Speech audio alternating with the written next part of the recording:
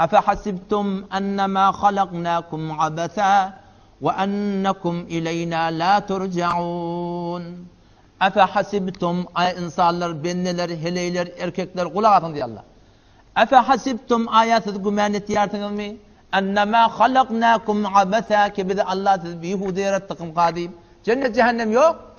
O dünya yok deyip gümen etiyartınız mı diye. Hesap kitap yok deyip gümen etiyartınız mı? Ve ennekum ileyna la turcaun. Bir de Allah'a karşı evrak getirmeler diyen gümenini bağımsızın diye. Ayahsebul insanu en yutraka suda. Aya insan gümen ettiği ki bir şey bihude yarattıkım kadim.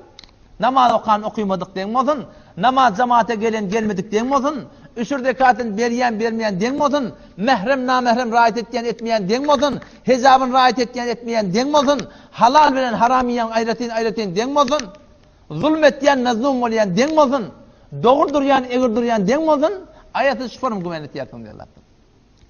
Ayahsebul insanu en yutraka suda. Ay insan gümen ettiği ki bir şey bihude yaratım kadim.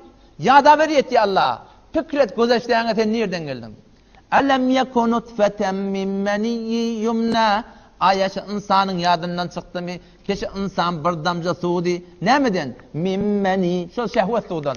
O suuda ne mi haysiyet ba? Yumna. Onu oklundu diye. Nirek?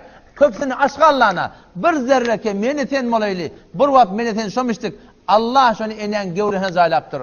ثُمَّ كَانَ عَلَقًا. Ondan sonra karıgan mı oldunuz diye. فَخَلَقَ Allah dedi yarattı. فَسَوَّ el ayak kodgulak. Hem de barabar eden şol. فَجَعَلَ مِنْهُ الزَّوْجَيْنِ الذَّكَرَ وَالْاُنْثَى.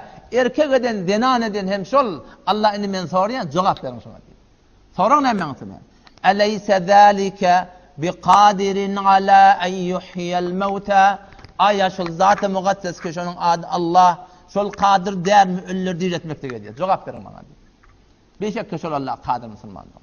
O zaman aslı maksat çok adı.